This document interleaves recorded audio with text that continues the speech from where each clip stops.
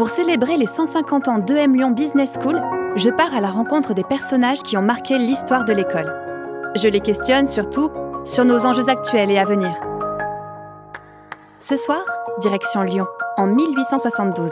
J'ai rendez-vous avec le directeur de l'école Achille Penaud pour parler du développement en France de l'enseignement commercial. Bonne écoute!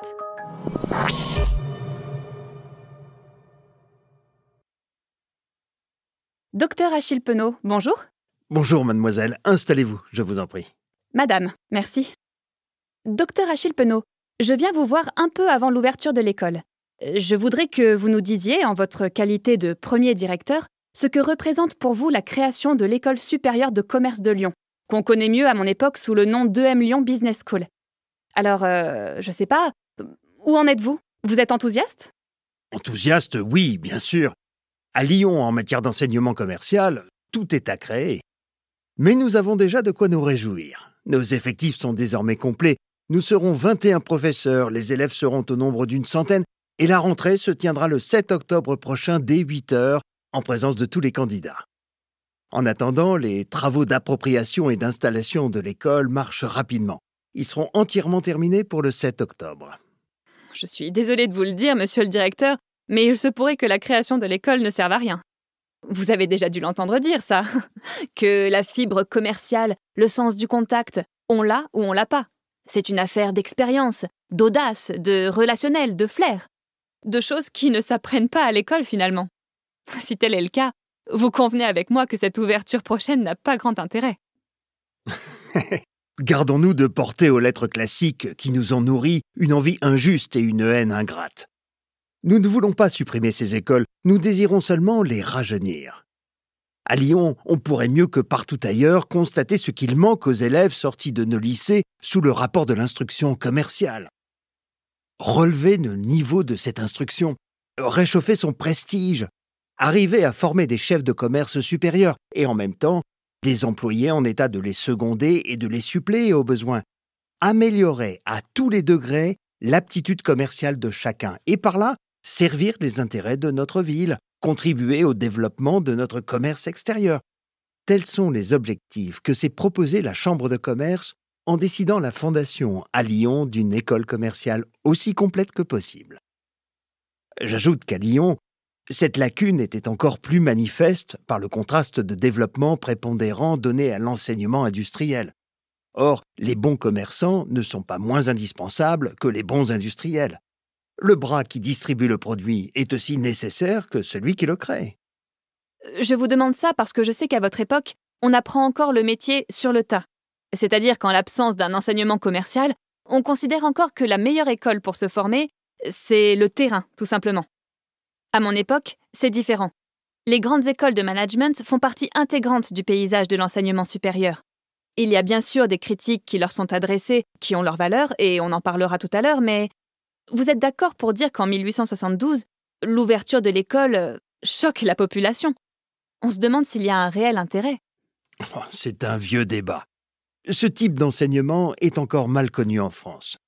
Et pourtant, s'il a été fait un progrès sérieux, c'est bien sur le terrain de l'enseignement commercial. En ces premières années du XIXe siècle déjà, l'idée de fonder une école de commerce n'était pas précisément dans l'air du temps. Encore moins une école supérieure de commerce. Nous-mêmes, lorsqu'avec messieurs Siegfried, nous parlâmes de nos projets de fondation d'une école supérieure de commerce à Mulhouse, je ne vous cacherai pas qu'on alla jusqu'à en rire. L'idée qu'on pourrait faire des écoles de commerce paraissait saugrenue et baroque. Mais fort heureusement, des esprits avisés pensèrent avec raison qu'il était nécessaire de voir se développer en France cet enseignement spécial. Cette conviction tend aujourd'hui à pénétrer de plus en plus toutes les classes de la population. Cependant, jusqu'ici, on a vu surgir beaucoup de projets et peu d'applications. En attendant, nulle part la comptabilité n'est plus en honneur qu'en Italie. Plus encore que dans l'Empire allemand avec ses 85 Realschulen, les États-Unis possèdent déjà 20 écoles commerciales. La Suisse et la Belgique s'appuient tout entière sur de prestigieuses écoles. Et la Russie, la Roumanie, le Brésil et l'Autriche-Hongrie sont en voie d'organisation. Il y a 2 ans encore, la France ne pouvait leur opposer que 3 écoles spéciales de commerce, 2 à Paris et 1 à Mulhouse. Saugrenu et baroque? Pourquoi les écoles de commerce sont mal perçues du public français? Il existe, dans la France actuelle, la marque encore profonde des idées de l'Ancien Régime. Le commerce est avilissant, et même le bourgeois enrichi souhaite pour son fils un métier considéré comme plus intellectuel. Il veut qu'il soit avocat, médecin ou bien fonctionnaire. Les études commerciales ne sont entendues que comme pis-aller pour le jeune homme de bonne famille qui a échoué à son baccalauréat. Pourquoi pense-t-on que le commerce est avilissant selon vous? Cette époque voit affleurer des inquiétudes diverses sur la société industrielle. Des moralistes comme Villermé ou Villeneuve-Bargemont portent un regard nostalgique, estimant que les cadres anciens de sociabilité se délitent, l'homme étant en quelque sorte un étranger dans la nouvelle société, retournant ce fait aux tentations et aux instincts les plus primaires. On insiste sur le déracinement, la misère, la dégénérescence physique et morale. Mais je crains que cette pathologie ne privilégie la marginalité. C'est une défiance envers le progrès? Et nous pouvons le comprendre. Les freinages et les blocages proviennent de la rationalité relative d'un système ancien qui avait fait ses preuves et du décalage entre les évolutions techniques et les mentalités. Vous savez, j'ai travaillé longuement sur les cités ouvrières de Mulhouse et du département du Haut-Rhin. Il est incontestable que désormais, l'indigence existe plus en ville qu'à la campagne, plus dans les nouvelles régions industrielles que dans les autres. Ah, l'industrialisation. Et la pathologie est aussi celle de la question sociale et du travail. Mais vous dire si cette pathologie sociale est un phénomène nouveau ou bien un effet pervers de l'industrialisation, est-ce qu'elle ne serait pas, après tout, la résultante d'une seule modification du regard? Je l'ignore. Mais je sais que l'enseignement commercial est une nécessité réelle. Régénérer un homme déchu, telle est l'une des grandes inspirations de notre siècle. Vous savez, je suis d'une génération dont on rabâche qu'elle est en quête de sens. On nous appelle les zoomers, la génération climat, nourrie aux articles de médias alternatifs, qui pose de même un regard très critique et très inquiet sur notre société. Bien souvent, ce sont les écoles supérieures de commerce qui sont mises en cause. Alors, pourquoi l'enseignement commercial est une nécessité selon vous? Voyez plutôt vos réalités comme les nôtres. Ce sont de véritables défis lancés par l'évolution économique aux hommes, lesquels vont y répondre, je l'espère, dans l'Europe entière, par le développement rapide et incessant des écoles supérieures de commerce. Plaçons-nous, si vous le souhaitez, en l'année 1800, à la suite des graves événements que venait de traverser la France et qui ont provoqué des relations commerciales compromises. À cette époque, il n'y avait encore ni école supérieure de commerce, ni école industrielle supérieure, ni école professionnelle de même rang. Supposons que vous soyez travailleuse dans cette grande fabrique lyonnaise. Le commerce est encore local en ce temps-là. L'industrie a le même caractère, enfermée dans l'enceinte d'un pays par des tarifs de douane élevés. Un instinct heureux, une bonne routine, transmise par un père ou un prédécesseur expérimenté, de la prudence et du tact naturel, suffisent pour vous assurer le succès dans la carrière. Là-dessus, s'amorce la révolution industrielle que nous avons connue. Des innovations en chaîne dans les techniques de production apportent des outils nouveaux. Ils sont bien plus compliqués à manier. L'apparition de nouvelles branches industrielles prend une importance considérable et vous oblige à diversifier votre activité et crée une parcellisation grandissante des tâches au sein de l'entreprise. Les transports, les chemins de fer et le steamer compliquent et élargissent davantage. Voyez-vous, depuis cette époque, combien tout s'est accéléré. Désormais, le commerce est un art qui ne se pratique plus d'instinct et qui nécessite de plus en plus des connaissances précises et spinales. C'est le monde entier que vous devez désormais embrasser de votre regard. C'est la géographie de presque tous les pays qu'il vous faut connaître. C'est la statistique de presque toutes les nations qu'il vous importe de posséder. C'est avec tous les peuples que vous êtes en concurrence. Ce sont les changements perpétuels des sciences, des méthodes industrielles, des cultures même, que vous devez suivre d'un œil attentif. Oh, et puis dans ces relations internationales, que de faits nouveaux! Les cours du change, les crises des banques, la circulation fiduciaire, tous ces éléments qui varient si rapidement dans le temps et dans l'espace, vous devez bien les connaître et bien les comprendre si vous ne voulez pas que la prospérité lyonnaise laborieusement acquises pendant plusieurs générations, soient brusquement emportées par une seule bévue. L'idéal serait encore pour vous d'être une encyclopédie vivante, douée d'un coup d'œil sûr et d'une décision prompte. Car voyez-vous, quelle variété de connaissances aujourd'hui est nécessaire aux hommes qui veulent réussir dans de grandes entreprises? C'est ce que le vulgaire ignore.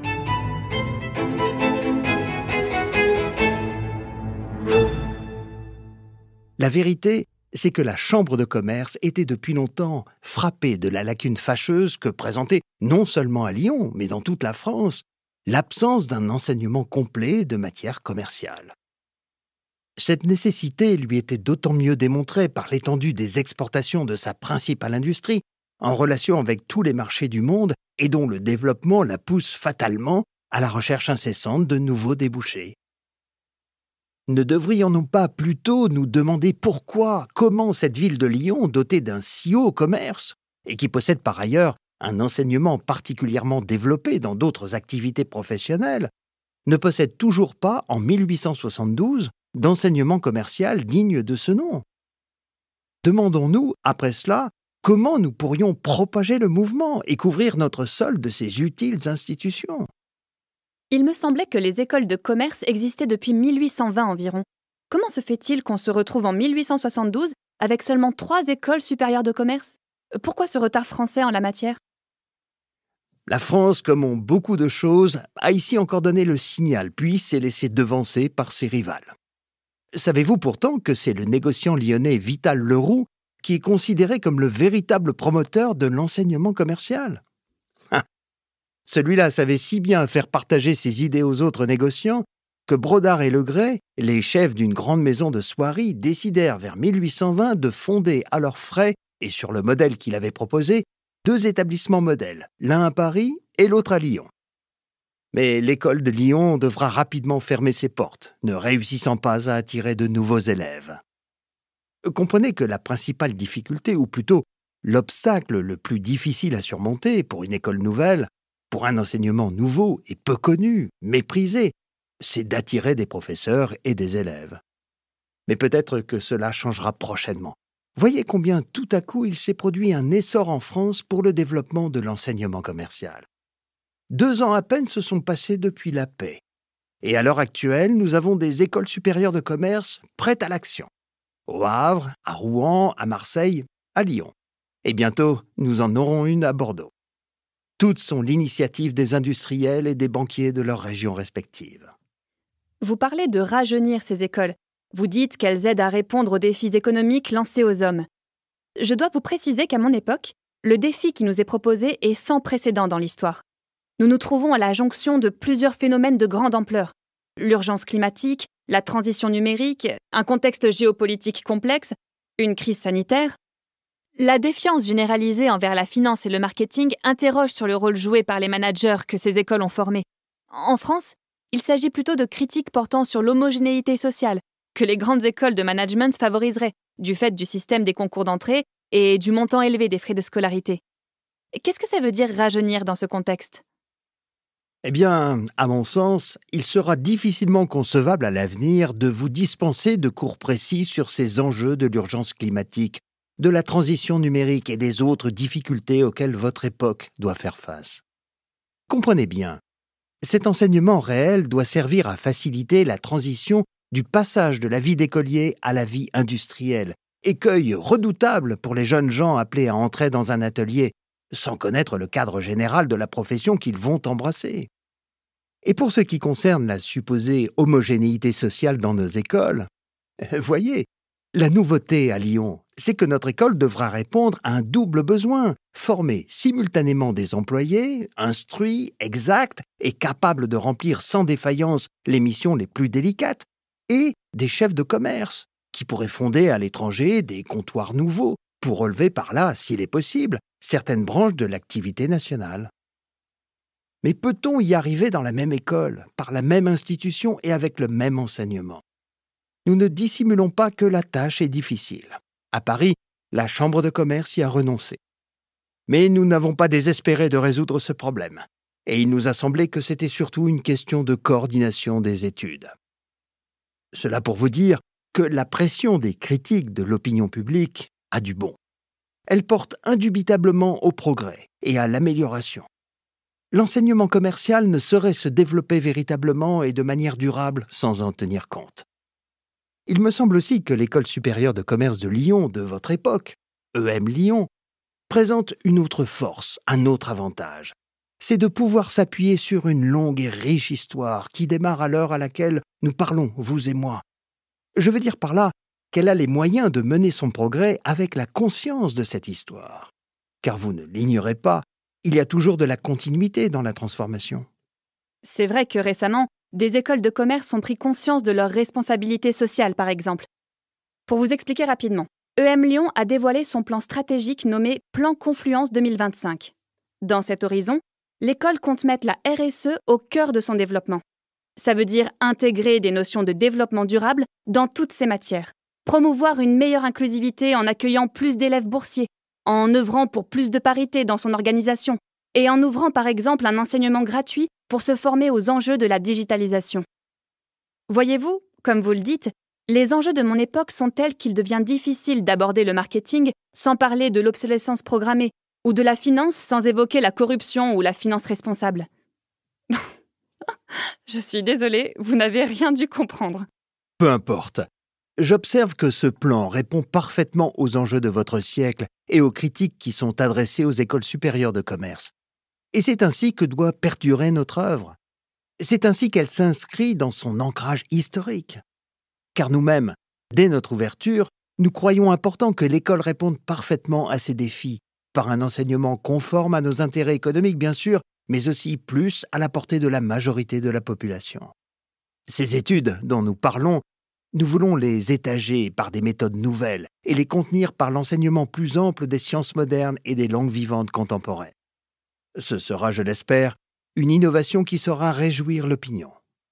Entre transformation et continuité, le rapport de EM Lyon Business School à son histoire est justement très intéressant. Ça va vous faire sourire, mais EM Lyon fait très souvent référence à son ADN, à l'image des cours ADN de son programme PGE, qui sont basés en quelque sorte sur l'alternance entre l'enseignement pratique et le théorique. Par exemple, il y en a un, RECAPS, qui est une expérience de terrain appliquée aux sciences sociales.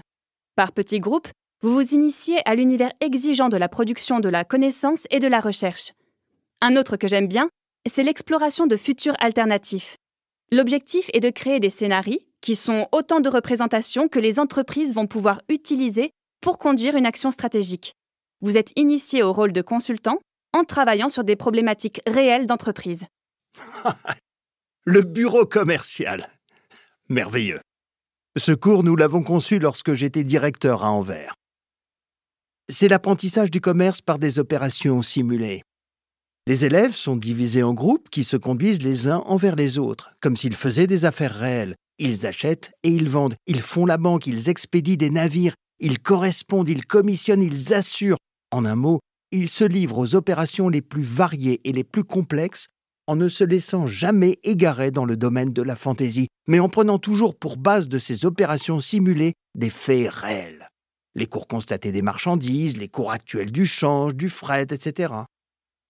Ajoutez que dans plusieurs de ces maisons, ce sont des courtiers qui donnent les leçons de marchandises et que les commerçants les plus notables de la ville, s'intéressant à ces écoles, leur fournissent tous les moyens d'information et d'instruction par les yeux.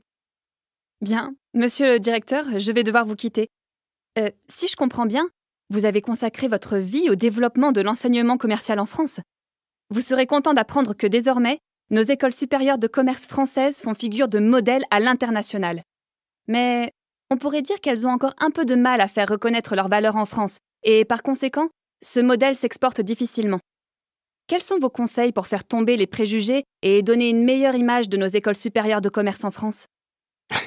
Faire connaître un pareil enseignement, c'est déjà le propager. Mais ce n'est pas seulement le grand public qu'il faut éclairer et convaincre.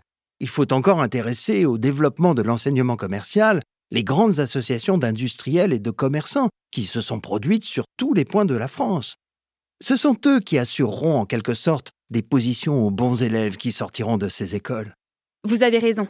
L'heure est à la collaboration entre les écoles de commerce et les entreprises, ou les plus grandes universités notamment. EM Lyon Business School, c'est 200 partenariats académiques en France et à l'international, et 1600 entreprises partenaires. Eh bien, ce sont toutes ces associations déjà existantes qui fonctionnent avec zèle et donnent d'excellents résultats qu'il faut porter à la transformation d'écoles de commerce, tant supérieures que secondaires. L'œuvre alors deviendra facile. Les familles, sachant que de nombreux corps de patrons ou d'universités s'intéressent à ces écoles et aux élèves qui en sortent, y enverront plus facilement leurs enfants. Alors, avec le temps, nos industriels et nos commerçants plus éclairés, en possession notamment de ces instruments indispensables, qui s'appellent les langues et les sciences modernes, pourront développer nos relations avec l'extérieur et prendre pied dans les pays lointains. Bien. Docteur Achille Penaud, c'était un plaisir. Je vous remercie pour vos conseils. À bientôt. L'émission est finie pour aujourd'hui. J'espère que ça vous a plu. Qu'avez-vous pensé du premier directeur de l'école, Dr Achille Penaud ? Vous saviez que l'école était née de la volonté d'industriels lyonnais ? Ce podcast vous est proposé par EM Lyon Business School, avec Benoît Gourlet dans le rôle du Dr Achille Penaud, Juliette Père, moi-même, dans le rôle de Mia, le studio Audiovisite pour les prises de voix, à l'écriture et à la réalisation, Naguib Boufrahi de l'émission Capsule. La prochaine fois, nous rencontrerons des industriels lyonnais pour savoir ce qu'ils pensent justement de la création de l'école. À bientôt!